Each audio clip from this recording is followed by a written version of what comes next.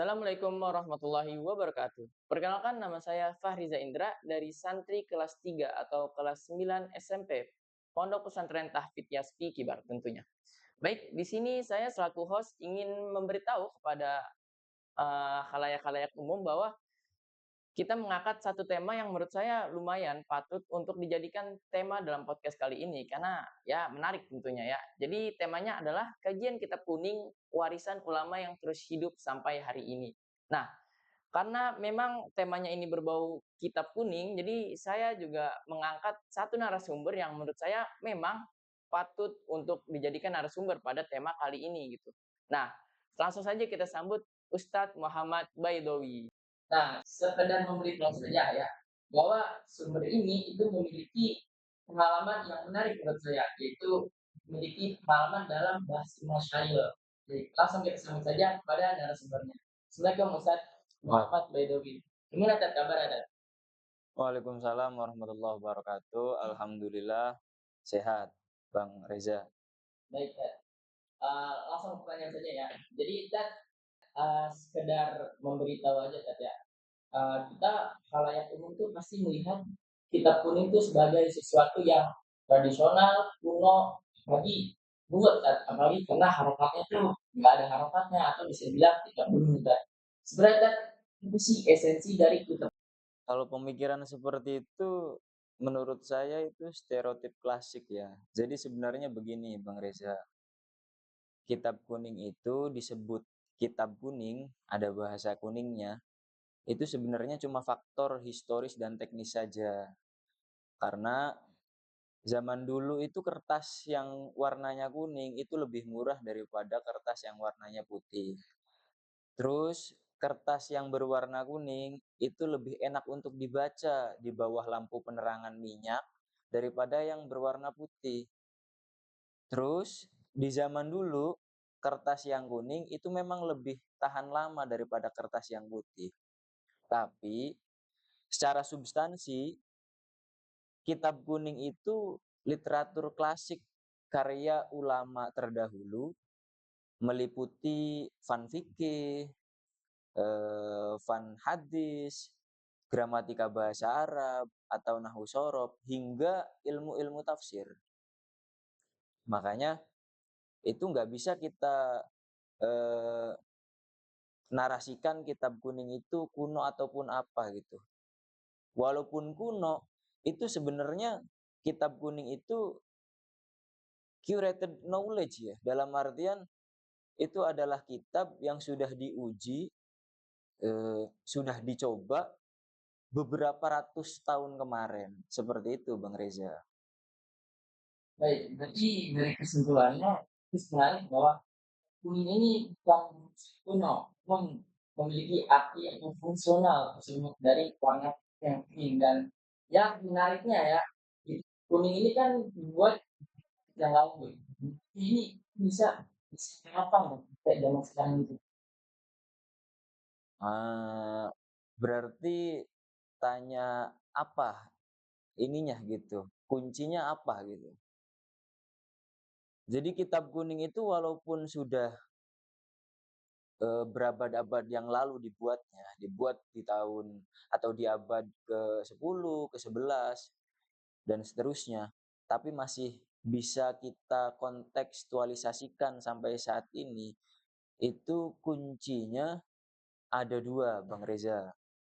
Yang pertama, dalam kitab kuning itu harus ada transisi keilmuan ataupun bahasanya sanad.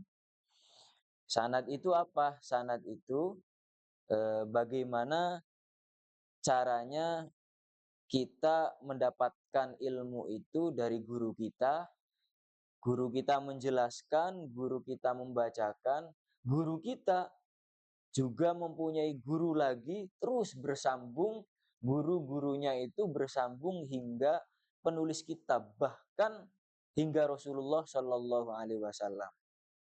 Sanad atau transmisi keilmuan itu penting. Gunanya apa? Gunanya supaya agama atau supaya ilmu itu tidak dibicarakan atau tidak disampaikan hanya dengan kata-kata atau hanya dengan selera kita saja, hanya dengan hawa nafsu kita saja. Jadi sanad itu pentingnya supaya keorisinalitas keilmuan itu tetap terjaga sampai sekarang ini. Tidak main-main. Itu yang pertama. Yang kedua, dalam pondok pesantren atau kitab klasik kitab klasik yang sering kita pelajari itu melatih bagaimana caranya kritis dalam berpikir. Contohnya apa? Contohnya misal dalam kitab diterangkan bahwasanya hukum ini haram, hukum ini halal. Itu sebenarnya tidak sesederhana itu kita memahami ini oh berarti ini halal, oh ini berarti haram. Enggak. Tapi ulama juga menjelaskan atau menyebutkan bagaimana kok hukum tersebut bisa halal, bagaimana kok hukum tersebut bisa haram. Makanya ada diskusi. Diskusi.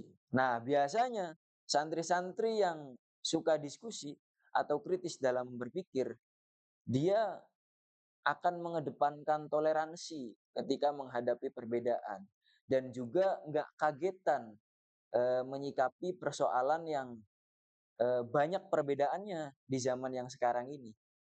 Seperti itu, Bang Reza. Baik, Ustaz. Pertanyaan terakhir, Ustaz. Jadi, kalau yang tadi saya katakan, Ustaz, kan kitab kuning ini tetap masih bisa relevan, Ustaz. Gimana kalau misalkan kayak hukum-hukum fikih gitu, Ustaz? Maksudnya, bisa nggak sih, Ustaz, kita kiaskan atau kita permasalahkan kayak gimana hukumnya kripto, saham, dan hukum trading seperti itu, Ustaz? Oh, berarti hukum-hukum yang sebenarnya mudah saja. Jadi itu justru tugas kita sebagai santri. Jadi bukan berarti menghadapi kemodernan sekarang akhirnya kitab kuning yang sudah dibuat ratusan tahun lalu tidak relevan atau tidak kontekstual untuk dipakai di zaman ini, tidak. Jadi yang perlu eh, kita pertahankan itu isinya. Isinya kitab kuning, strukturnya itu kita dekap strukturnya, dekap isinya, kita kontekstualisasikan di zaman yang sekarang. Contoh seperti tadi kripto dan yang lain-lain itu sebenarnya bisa dihukumi dengan kitab kuning. Dalam kitab kuning itu kan ada bab muamalah ya. Bab muamalah itu kan juga banyak versi. Nah, itu bisa untuk menghukumi masalah kripto atau pinjol atau inden, hukum inden di zaman sekarang itu sangat relevan memakai kitab kuning. Seperti itu, Bang Reza. Baik, Ustaz. Jadi kita bisa tahu bahwa ini sebenarnya sangat misi untuk dikaitkan dengan masalah negara ada zaman-zaman sekarang. Menghadapi masalah banyak perbedaan pendapatnya, kita tetap netral. Sebenarnya kalau misal dalam kasus fikih, perbedaan pendapat itu bukan hal yang salah ya. Justru kan bahasanya ikhtilaful ummah itu rahmatun ya. Perbedaan umat atau perbedaan orang-orang itu merupakan rahmat. Dalam artian justru disitulah indahnya hukum Islam gitu. Walaupun ada perbedaan, tapi tetap dalam satu naungan yang masih rukun. Untuk mengatasinya ya tidak perlu kita atasi.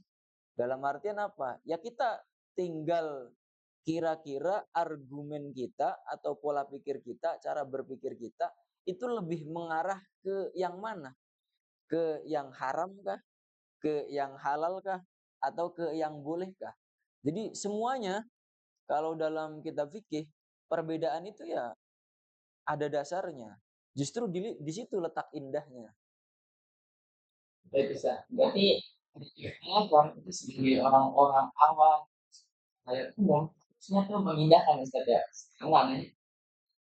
Karena adanya ikhtilaf. Baik, Ustaz. Langsung ke pertanyaan terakhir, hanya dari saya. Ustaz, kan kita sendiri tahu, Ustaz, ada namanya Dakwah Akbar. Bahas kembali. perakhiratan gitu. Nah, saya memiliki pertanyaan nih, Ustaz. Saya tuh bingung kan, bisa tiba-tiba musonifnya tahu, oh ntar di akhirat seperti ini, di akhirat seperti ini. Padahal ya setahu saya musonif sendiri tuh belum tahu di akhiratnya langsung gitu kan, belum mencobanya. Oh gitu. Sebenarnya penulis kitab Dakoikul Akhbar atau siapa? Syekh Abdurrahim bin Ahmad Al-Qodi ya, kalau nggak salah. Penulis kitab Dakoikul Akhbar. Semuanya, bukan beliau saja. Semua ulama itu sebenarnya tidak mengetahui hal-hal goib secara mutlak. Dalam artian kiamat jatuh di tanggal 28 Mei misal 2026 tidak. Cuma memang ada tanda-tandanya yang telah disebutkan dalam Al-Quran ataupun dalam hadis. Ada tanda-tandanya. Nah, dengan keilmuan beliau, dengan kebersihan hati beliau, itu akhirnya beliau berhasil untuk lebih menghilangkan menghilangkan tirai di balik semua itu. Karena memang keilmuan beliau itu. Jadi secara mutlak tidak ada ulama yang mengetahui hal-hal gaib secara mutlak, itu nggak ada. Cuma itu dipelajari berawal dari tanda-tanda yang sudah Al-Quran terangkan atau yang sudah hadis terangkan. Akhirnya dengan keilmuan beliau pelajari. Ada yang memakai ilmu firosah. Ilmu firosah itu kan salah satunya juga begitu. Kita itu bisa mengetahui sesuatu yang tidak semua orang bisa kita ketahui. Seperti misal Fakhruddin Ar-Razi itu ahli firosah. Jadi seperti itu. Si Abdul Rahim itu tidak mengetahui secara mutlak, enggak.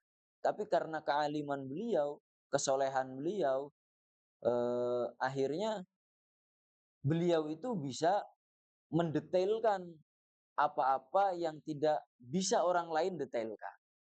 Nah, singkatnya seperti itu. Jadi semua tahu bahwa seluruh materi atau inti-inti dari kuning itu aslinya dari Quran tidak.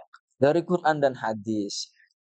Mungkin detailannya sendiri itu mungkin dari pembentukan kepada Bisa jadi karena kedekatan kepada Tuhan. cukupnya kita mengsidani ini selalu coba nasihat nasihat buat kalangan umum yang sendiri.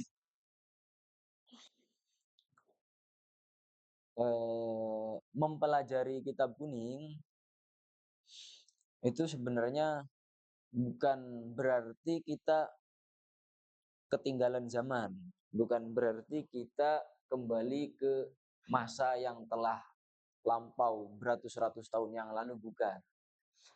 Justru mempelajari kitab kuning itu kita mempelajari pondasi yang diambil dari masa yang lampau. Buat apa? Buat mengarungi kehidupan sekarang atau era modernitas sekarang ini. Supaya apa? Supaya kita tidak mudah goyah atau tidak mudah patah ketika diterpa oleh angin-angin atau godaan-godaan era modern sekarang ini. Makanya bagi saya, belajar kitab kuning itu ya sangat penting. Bagi santri utamanya ya. Itu sangat penting sekali. Karena dalam kitab kuning itu selain ada ilmu yang bisa kita pelajari, yang bisa kita dapatkan, di situ juga ada keberkahan penulis yang kita harapkan itu. Supaya apa? Supaya kita bisa hidup selamat di dunia dan akhirat. Seperti itu Bang Reza ya. Baik Ustaz, terima kasih atas pesan dan nasihatnya tentu untuk kita semua.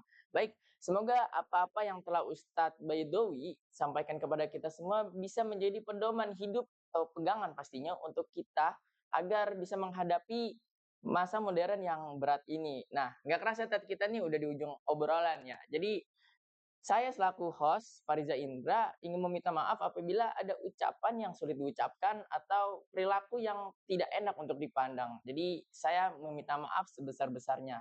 Nah, untuk kalian semua yang ingin mendukung media sosial Pondok Pesantren Tahfidz Yaspi atau ya dakwah sosial-sosial media seperti ini, bisa dengan cara subscribe, like, komen, dan share tentunya. Assalamualaikum warahmatullahi wabarakatuh.